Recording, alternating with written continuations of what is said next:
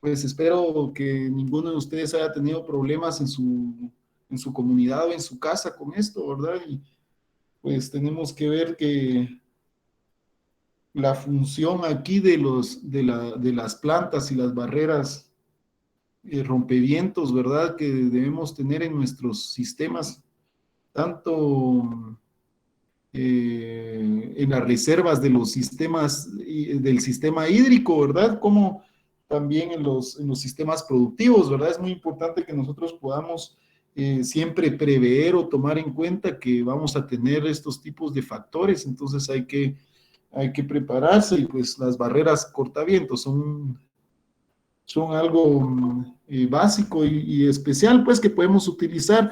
Entre las barreras cortavientos podemos encontrar estructuras, árboles o también montículos o montañas, por así decirlo, ¿verdad? Que nos ayudarían a prevenir esto. Compañeros, quería como repasar un poco la información o todos los datos que obtuvimos antes del examen, que estábamos enfocándonos específicamente al ciclo del agua, a los ciclos biogeoquímicos y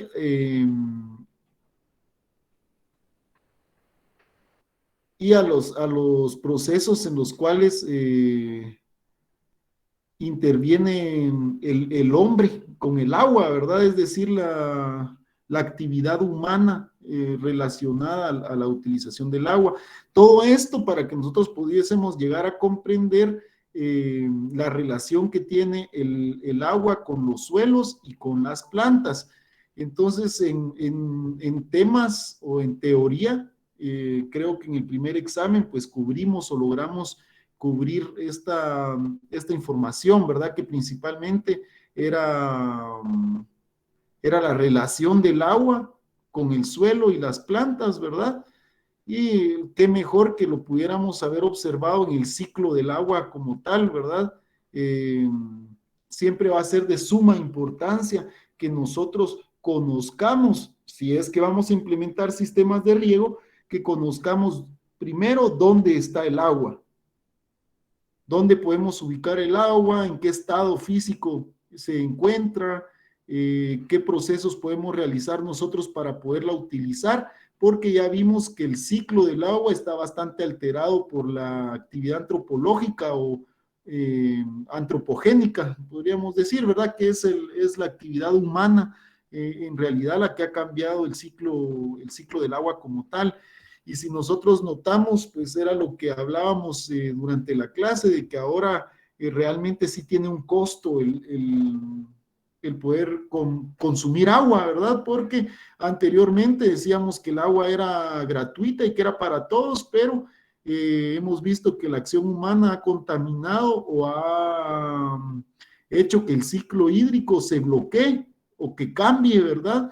Y en todas estas, en los procesos del ciclo hídrico, pues la humanidad ha añadido las diferentes tipos de contaminación a la que se puede exponer el agua y vemos que ahora el agua que se encuentra en los ciclos pues no tiene una calidad para ser consumida o ser utilizada. Entonces, nosotros pudimos ver durante toda la teoría para antes del primer parcial esa información específica que tuvimos, que principalmente estaba dado por los conceptos que ustedes expusieron en la primera parte, que pues podríamos como reducirlos a las actividades o a los procesos principales que se llevan dentro del ciclo hídrico, que es lo importante que nosotros estábamos evaluando dentro de estos procesos. Teníamos entonces que la evaporación, ¿verdad?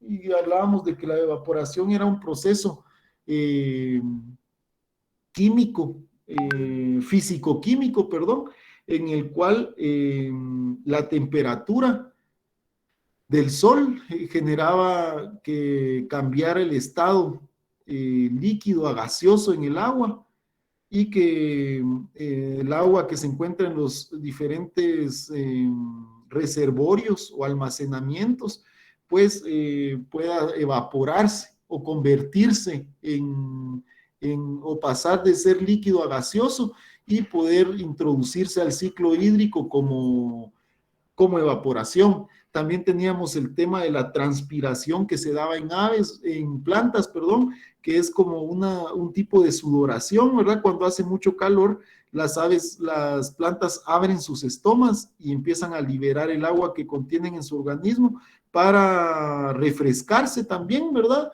Y a esa acción específica, nosotros le vamos a llamar transpiración.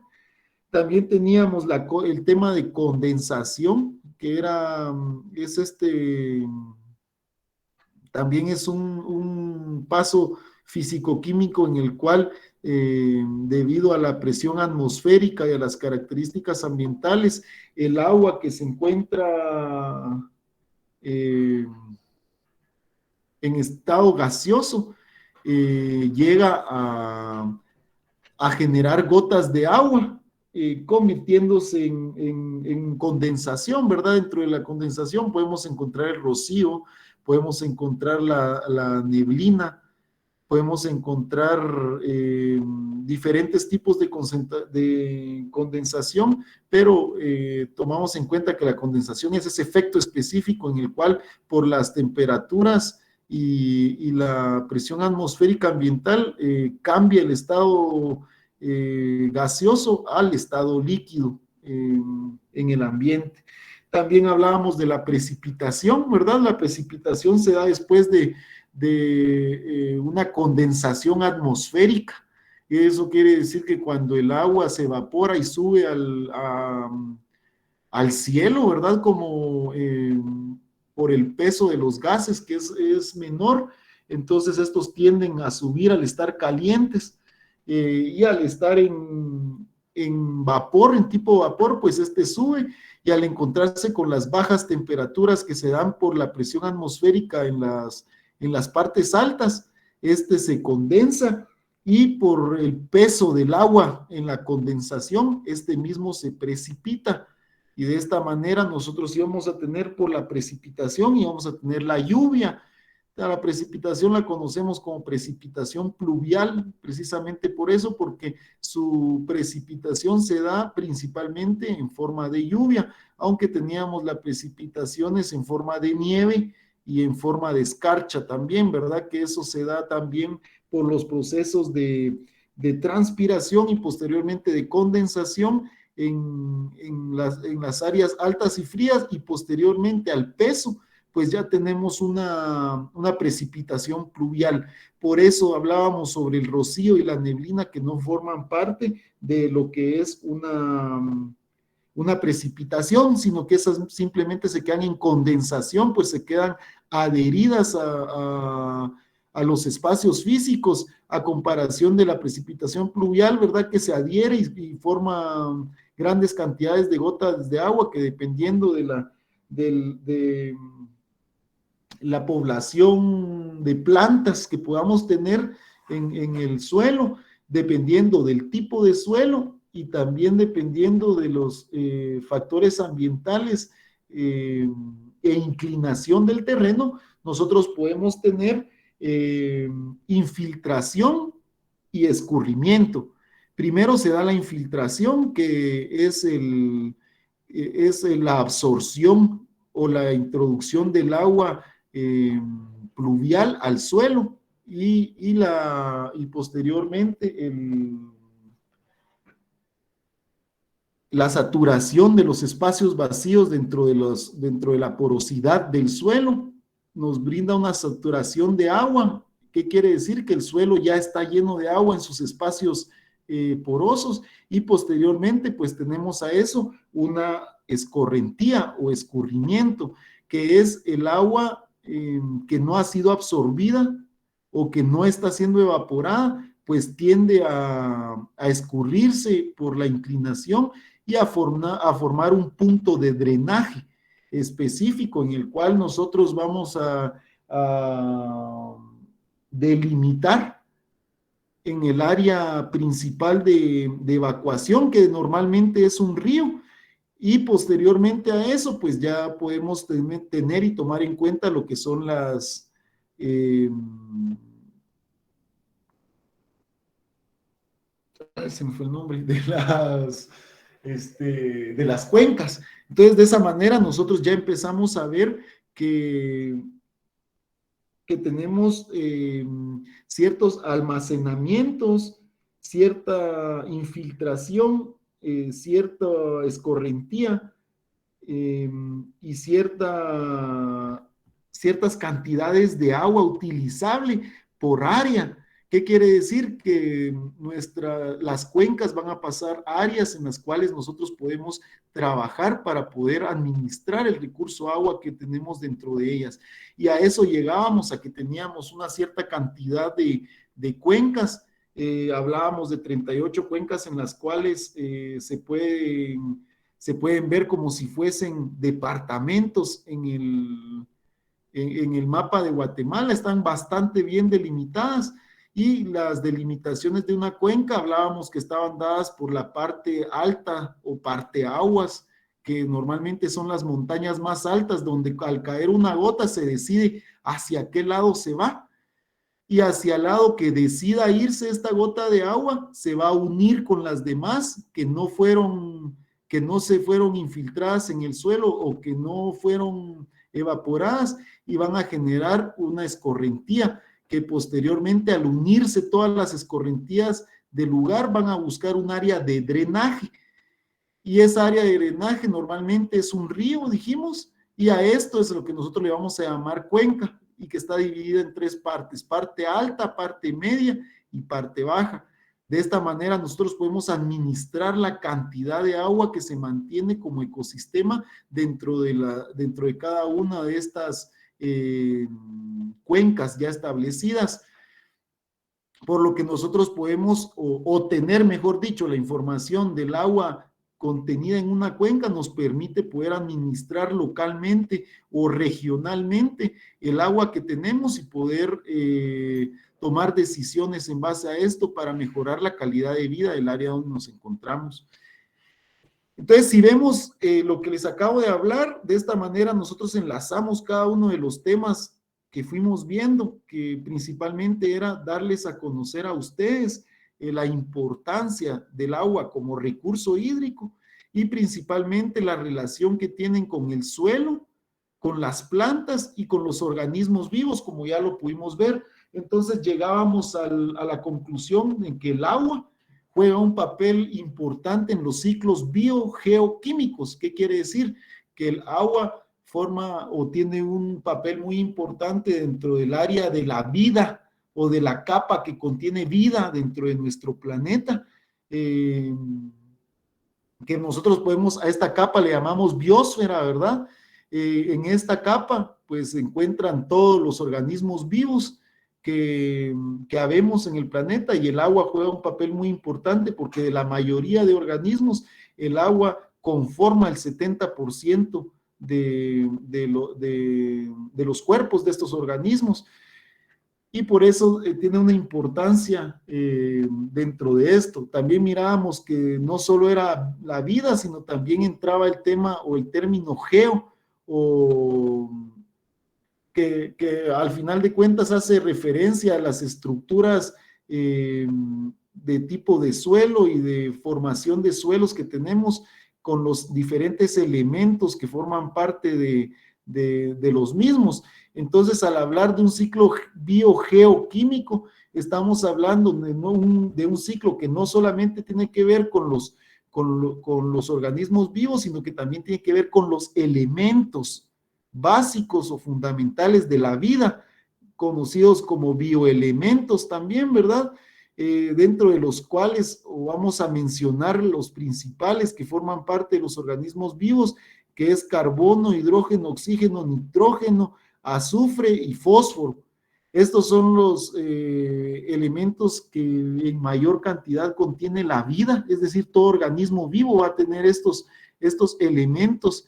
Y cuando vemos el ciclo de cada uno de estos elementos por aparte, vemos que tiene un espacio en el ciclo en el cual se ve íntimamente relacionado con el agua. Por eso hablamos que el agua tiene un ciclo biogeoquímico, bio de vida, geo de tierra o del planeta como tal, haciendo énfasis a que tiene que ver con todos esos elementos minerales y que forman parte de la vida como un ciclo, ¿verdad? Y tenemos el elemento o el término químico, porque el agua nos ayuda en la mayoría de reacciones en las cuales nosotros podemos tener una experiencia a la hora de nosotros poder utilizar el agua como tal. Entonces ahí era la razón del ciclo biogeoquímico, ¿verdad? De esta manera nosotros teníamos la información suficiente para haber llenado o haber completado nuestro examen parcial. El primer examen parcial iba enfocado en este tema específicamente, en esa relación que tiene el agua con el suelo y la planta, basándonos principalmente en el ciclo, en el ciclo hídrico, los ciclos biogeoquímicos, principalmente del agua, básicos de la vida, y pues ustedes, estoy muy seguro que en biología o el año pasado ustedes vieron, o el antepasado, pudieron ver estos ciclos biogeoquímicos. La gente normalmente nos muestra los ciclos como por ejemplo el ciclo del nitrógeno, que puede estar disuelto en agua, puede estar en plantas, puede estar en la excreta de los animales, y esta se genera en vapor y sube nuevamente al ambiente, y con la lluvia es capturado y vuelve a bajar en los suelos. O sea, ese sería el ciclo del nitrógeno, pero podemos ver esa íntima relación que tiene con el agua. También, por ejemplo, el ciclo del fósforo, ¿verdad? Que vemos que también tiene un ciclo biogeoquímico, es decir, pasa por medio de la vida, por medio de la tierra o los suelos, para pasar por medio de estas dos áreas, pues tiene diferentes reacciones y lo vamos a encontrar de diferentes maneras disueltos. Toda esta información era básica para que ustedes pudieran contestar su examen parcial. Y pues las preguntas venían bastante sencillas para que nosotros pudiéramos contestar en nuestro examen parcial. ¿Están viendo la presentación, compañeros, en Word? Inge. Sí, Inge. Los demás compañeros están presentes. Inge. Habemos 42. Sí, lo miramos. Inge.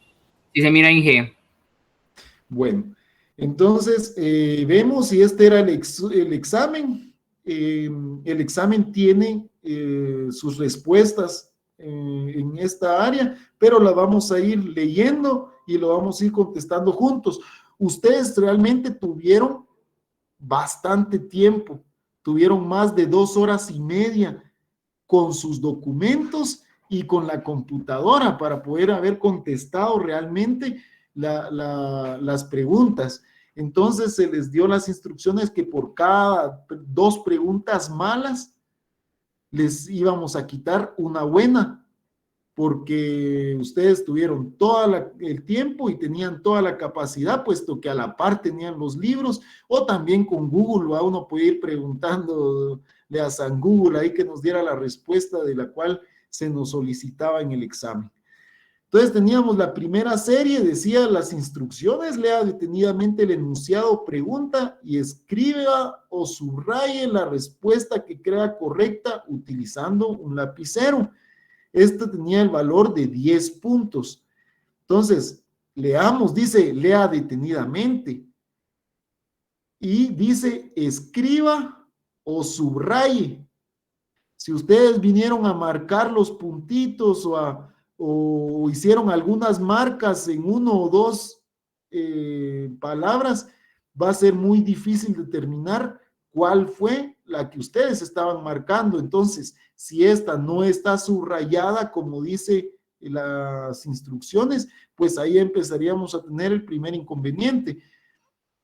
Entonces dice la pregunta 1, ¿es un territorio drenado por un único sistema de drenaje natural que estábamos hablando, de que cuando se genera la condensación y la precipitación, al llegar al suelo tiene que haber una población de plantas y un cierto tipo de suelo que van a ayudar a que haya infiltración, a que haya evaporación en el interior de las plantas cuando hace sol y que puedan liberar el agua que está en el suelo.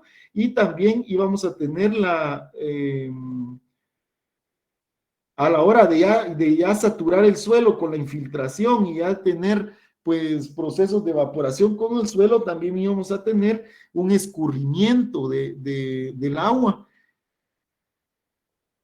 y que este escurrimiento natural se iba a ir en un sistema de drenaje que conocemos nosotros, ya sea como ríos o lagos, ¿verdad? Que era la parte principal en la cual se vertía, es decir, que sus aguas van a dar al mar a través de un río, o se vierte sus aguas a un único lago endorreico. Endorreico quiere decir que tiene una sola salida subterránea, como un túnel que va a dar ya sea al mar o a otro río. Entonces, por eso hablamos de que los lagos tienen también su vertiente, como un río o como dentro del lago con una salida endorreica. Entonces la pregunta decía que es delimitada por la línea de las cumbres y también llamada parteaguas. ¿Cuál es esa área? Entonces la pregunta total era, ¿es un territorio drenado por un único sistema de drenaje natural? Es decir, que sus aguas dan al mar a través de un río, o que se vierten sus aguas en un único lago endorreico. Es delimitado por la línea de las cumbres, también llamados parteaguas. Pues específicamente estábamos hablando de la cuenca hidrográfica. Una vertiente es cuando todas las cuencas de esa área pues vierten hacia un lugar. Entonces tenemos 3 vertientes hidrográficas, pero no era la respuesta. También una cuenca de precipitados es un tema que no se maneja dentro de lo que es el sistema de riego, pero que se puso ahí para confundir. También teníamos la región hidrográfica, pero una región hidrográfica es una región en la que nosotros damos a conocer los parámetros hidrográficos de esa región específica. Entonces no es tampoco lo que se nos preguntaba arriba.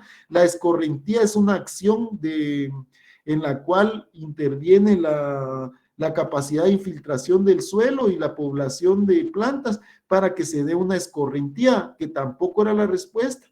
Y teníamos también cuerpos de agua, pero estos cuerpos de agua quedan demasiado ambiguo como para poder tomarlos en cuenta como un sistema de drenaje natural.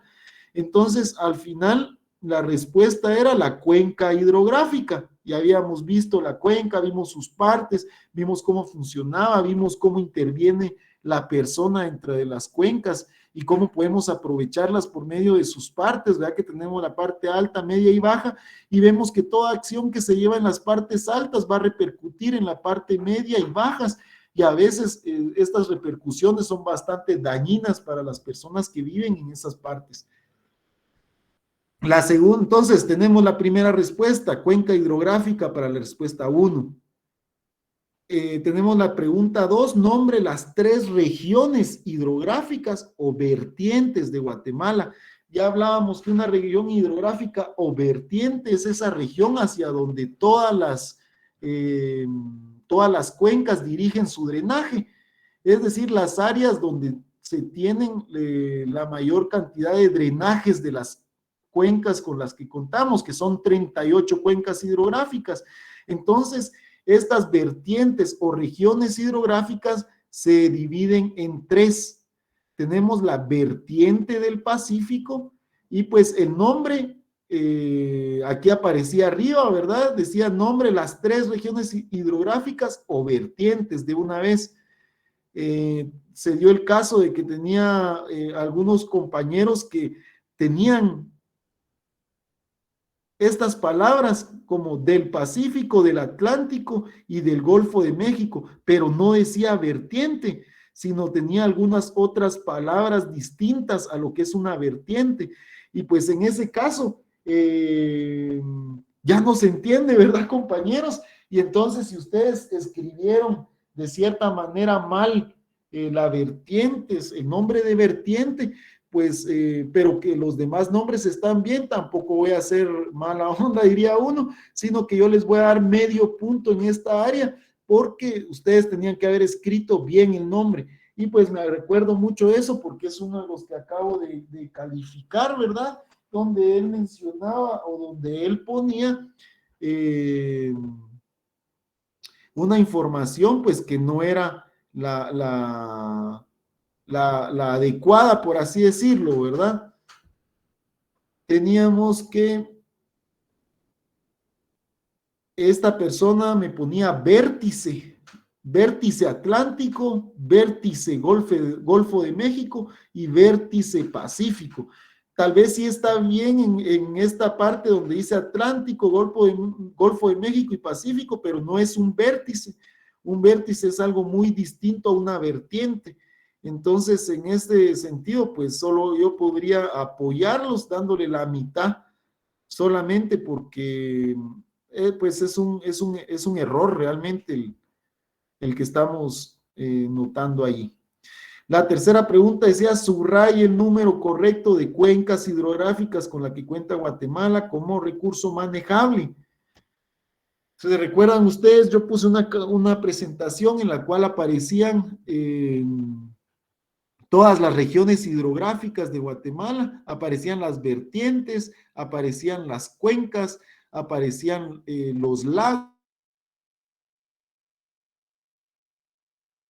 en nuestro país, y dentro de esos registros pues aparecían todos estos datos o estos números que acá tenemos. Algunos eran lagunas, otros eran ríos, otros eran vertientes, etcétera, ¿verdad? Al final de cuentas, el número correcto de cuencas hidrográficos con la que cuenta Guatemala es 38 cuencas hidrográficas, y eso estaba en la presentación. Yo subí todas las presentaciones antes del examen, ustedes no me dejarán mentir, o sea que tuvieron bastante tiempo como para poderlo revisar, aparte de que ustedes mismos pues generaron un tema relacionado al ciclo hídrico, y con ese tema pues era más que suficiente para que ustedes pudiesen comprender todos los procesos y que pudieran tomar en cuenta también las regiones hidrográficas de nuestro país donde se daba esta numeración exacta, que hasta vimos un mapa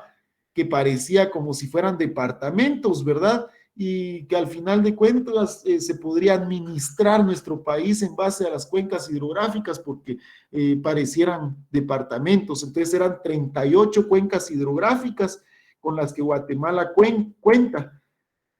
Y nosotros nos encontramos dentro de una cuenca, que es la cuenca del lago de Atitlán, ¿verdad? Y entonces al igual que nosotros estamos en esa, pues hay otras 38 cuencas hidrográficas en nuestro país.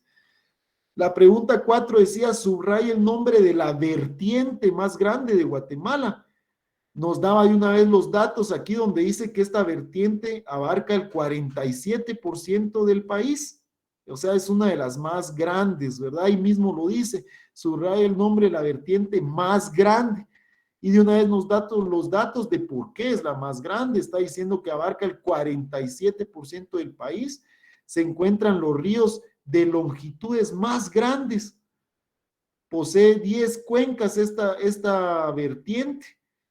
Y esta vertiente produce 50.640 kilómetros cuadrados, cubre estas 10 cuencas o esta región hidrográfica, y tiene un total de 1.672 metros cúbicos por segundo de agua que se generan en esta cuenca. O sea que es una cuenca bastante importante, y nos dice de una vez, en ella se encuentran también los ríos más caudalosos de nuestro país. ¿Cuáles son los ríos más grandes de nuestro país? Usumacinta, Chixoy, San Pedro y La Pasión. Entonces era sencillo, compañeros, si nosotros conocemos nuestro país, será fácil ubicar en el mapa de manera mental dónde se ubicaban estos ríos, ¿verdad? y de esta manera podíamos indicar o darnos cuenta que la vertiente más grande de Guatemala es la vertiente del Golfo de México. Toda el agua que se va por medio de las cuencas que se encuentran del lado de México, que son 10 cuencas, y que estas tienen o cubren un 50.640 kilómetros cuadrados de nuestro país, ¿verdad? Entonces es la más grande, la vertiente del Golfo de México. Pero también tenemos o teníamos las palabras de vertiente hidrográfica, que hace referencia a las 3 vertientes que tenemos. También aquí estaba el nombre de la vertiente del Atlántico o la vertiente del Caribe, se le conoce también. También teníamos vertiente del lago al océano, pero aquí este es un proceso, no es una vertiente como tal. Aquí se está diciendo que hay un lago que vierte su agua al océano. O sea, este término a nosotros no nos servía de nada, estaba de más. Y teníamos la vertiente del Pacífico, que también es una de las 3 vertientes de las cuencas de Guatemala. También teníamos vertiente hacia el mar. Esto es una respuesta falsa. Las vertientes, ya vimos que no todas vierten hacia el mar. La vertiente del Golfo de México, en su mayoría, del agua producida, que eran 1.672 metros cúbicos, drena hacia México. Y son uno de los, en los ríos, son los más aprovechados por México, con las plantas que tienen en las fronteras. Pues nosotros producimos grandes cantidades de agua que los mexicanos aprovechan por medio de esta vertiente del Golfo de México. También decía, enliste las partes de una cuenca hidrográfica. Bastante sencillo. Habíamos visto que forma 3 partes una cuenca. Tiene la cuenca alta o parteaguas, que es la delimitación de la cuenca, es la parte más alta donde se delimita o donde podemos identificar dónde empieza y dónde termina una cuenca. Y empiezan y terminan con los parteaguas. Entonces, la primera parte es la cuenca alta o parteaguas, que son las limitaciones. Posteriormente tenemos la cuenca media, que son todos esos terrenos que están en medio de entre lo más alto y lo que se encuentra en las partes bajas. Y también tenemos la cuenca baja, que son todas aquellas áreas o territorios que ya se encuentran en el área de drenaje específico y que ya normalmente se encuentran en áreas bajas y calurosas de nuestro país. La mayoría, por más de que tengan vertientes hacia el Golfo de México, vamos a tener metros sobre el nivel del mar casi a 0 o en niveles bastante bajos, porque nos encontramos ya en la parte baja de estos territorios. En todo el caso, pues podríamos decir que la costa sur es como una gran terminal de cuencas, por ejemplo, porque está en la parte baja todo eso. Entonces la cuenca empieza por toda la cadena montañosa. La parte media sería la boca costa y la costa serían las cuencas bajas, ¿verdad? Entonces esas eran las 3 partes, una cuenca alta, cuenca media y cuenca baja. ¿Me están escuchando, compañeros? Sí, ingeniero. Sí. Ahora teníamos la pregunta 6. Dice, subraya el término correcto de la línea imaginaria que une los puntos en un plano cartográfico que presentan la misma precipitación pluvial en la unidad de tiempo considerada. Ya habíamos hablado que hay un mapa, habíamos visto algunos de los mapas en los ejemplos que ustedes tuvieron, que según los datos que se toman de precipitación pluvial con los diferentes aparatos que vimos que se pueden encontrar en las estaciones de medición ambiental, podemos determinar rangos de lluvia en los lugares donde nos encontramos y al conectar estos puntos de rangos de lluvia que son iguales, podemos hacer un trazado de líneas, las líneas o puntos que unen las mismas cantidades de agua y vamos notando que normalmente se dan por áreas y a estas áreas donde se unen esos puntos con una línea imaginaria, la conocemos como mapas de Isoyeta o mapas de Isoeta.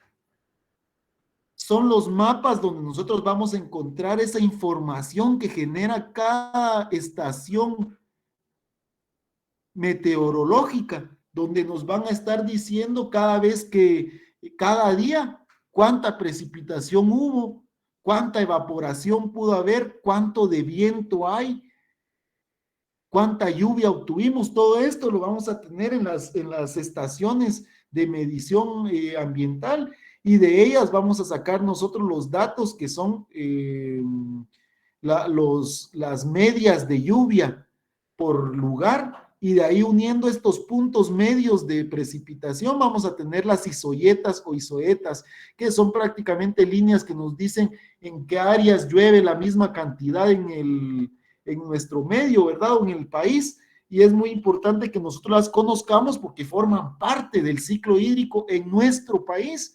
Entonces nosotros podemos determinar y saber dónde podemos ir a buscar agua en los lugares donde nos encontramos. Ya pudimos ver todos los diferentes tipos y podemos encontrar prácticamente con la información que tenemos, podemos encontrar agua, podemos darle algún tipo de manejo a esta agua para almacenarla y limpiarla y después poderla utilizar, porque ya estamos comprendiendo el proceso hídrico, es decir, el sistema hídrico, que de cierta manera tiene una autolimpieza, pero que el humano ya ha cambiado ese sistema hídrico y ahora es un poco más difícil descontaminarlo.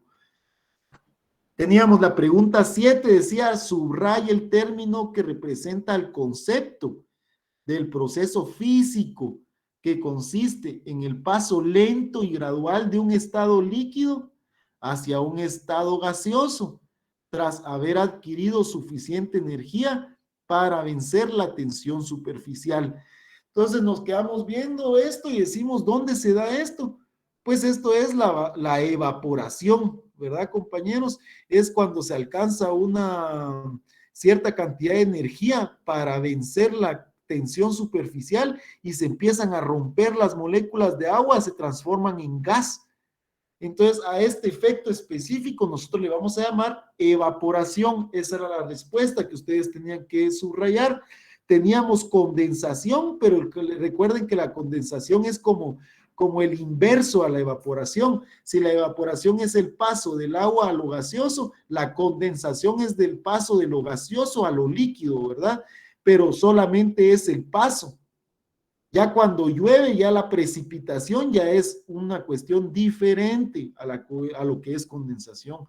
Teníamos licuefacción también, que es otra palabra que aplica cuando cuando se juntan varios elementos o materiales en el suelo y estos cambian su forma. Entonces a eso le vamos a llamar nosotros licuefacción, pero esto es un tema o un nombre que no nos interesaba, que no vimos en el curso, pero que estaba ahí para confundir dentro de los nombres del proceso que se da a la evaporación como tal. También teníamos gasificación, que de cierta manera sería un sinónimo a la evaporación, solo que cuando hablamos de gasificación se está convirtiendo directamente en un gas. Y recuerden que el agua es un elemento que puede estar en diferentes estados de la materia y uno de los estados de la materia es en gas. Entonces, por eso al agua no le llamamos gasificación, porque cambiando su manera física de estar líquida a gaseosa. Entonces, no es una gasificación. La gasificación es un proceso químico en el cual se pasa de un cierto material a convertirse en un gas. Y este gas puede tener diferentes tipos de reacciones químicas, ¿verdad? También teníamos la transpiración, que es el hecho de la liberación del agua en gas, como pareciese un sudor, por así decirlo, de las plantas, ¿verdad? Cuando hay mucha temperatura, abren sus esporas, sus estomas, perdón, que se parecen mucho a nuestros poros y liberan ciertas cantidades de agua por medio de esta acción, ¿verdad? Que es la transpiración. Entonces, al final de cuentas, en la pregunta 7 teníamos la evaporación como respuesta. En la 8 decía, subraye si es falso o verdadera la afirmación de la neblina y el rocío no son precipitación pluvial, y razone su respuesta. Entonces, ¿qué sucede acá? Es esta afirmación, porque estamos diciendo la neblina y el rocío no son precipitación pluvial, no estamos negándolo, sino que estamos afirmando que la neblina y el rocío no son precipitación. Por eso dice, subraye si es falsa o verdadera la afirmación. Entonces teníamos que decir que es verdadero, y el razonamiento debía ser que la neblina y el rocío no son precipitación, puesto que se dan por condensación. Entonces, la neblina y el rocío son una condensación del agua, más no una precipitación pluvial. Esa era la respuesta que debíamos dar en la pregunta 8. En la 9 teníamos subraya el efecto que crea correcto si la tasa de precipitación excede la tasa de infiltración.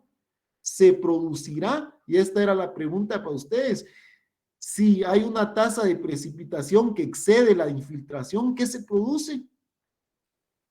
Pues se va a producir una escorrentía, porque el hecho de que haya una precipitación que exceda la tasa de infiltración, a eso le vamos a conocer nosotros como saturación del agua.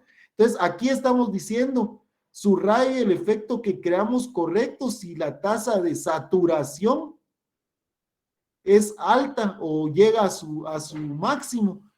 Se produce escorrentía definitivamente, porque estamos hablando en las áreas de terreno.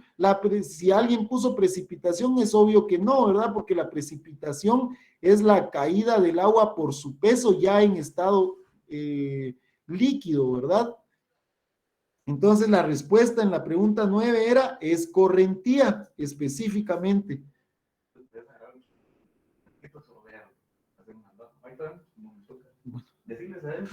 Compañeros, vamos a estar unos 5 minutos más o unos 10 minutitos más en lo que hacen una reunión los compañeros que iban a dar la clase posterior de dasonomía, o con el ingeniero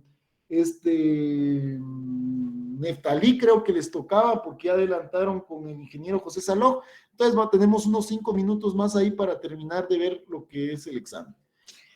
Entonces teníamos la pregunta 10. Compañeros, ¿tienen alguna duda, comentario hasta donde vamos ahorita?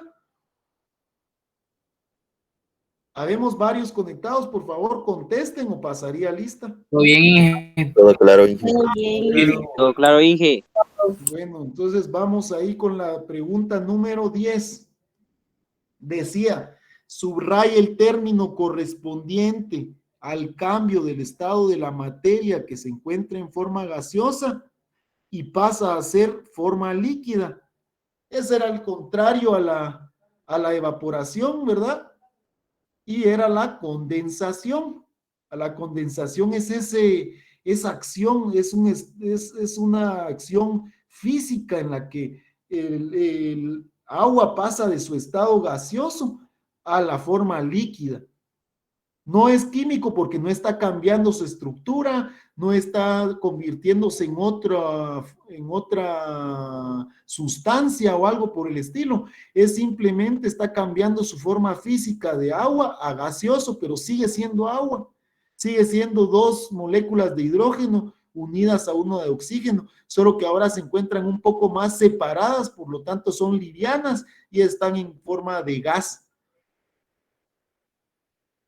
Esa sería la respuesta 10. La precipitación, ya sabemos que esa es la caída del agua en su estado, ya sea líquido como gotas de lluvia, en su estado cristalizado como podría ser la escarcha, y la nieve también, ¿verdad? Que sería antes de convertirse en hielo, pues pasa por escarcha, y antes de convertirse en escarcha, pues podríamos tener una nevada, aunque se tienen que tener características específicas de temperatura y de presión para que empiece a caer una nevada. Por eso es que en nuestro medio no mucho se dan estas estas características para nevar. Sin embargo, ha nevado.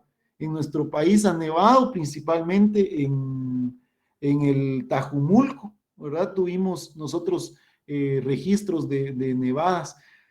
También hablábamos de la evaporación, ya sabemos qué es la evaporación, es lo contrario a la condensación, y la transpiración, que es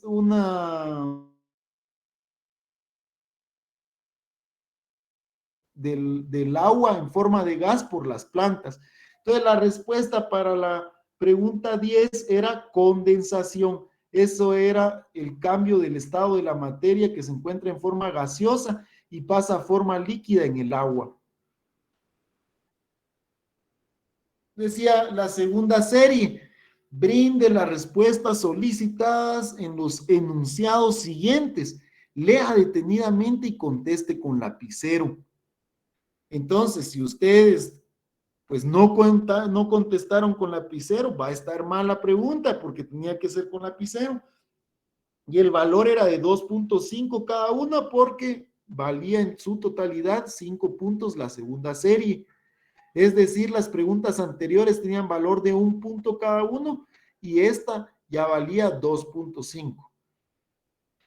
Y dice la pregunta 11, describa un instrumento utilizado en la medición de los componentes del ciclo hídrico. Aquí nosotros íbamos a utilizar o íbamos a describir un instrumento del cual nosotros expusimos, pero de los que expusimos bien, es decir, de los instrumentos que realmente se utilizan para cada uno de esos conceptos.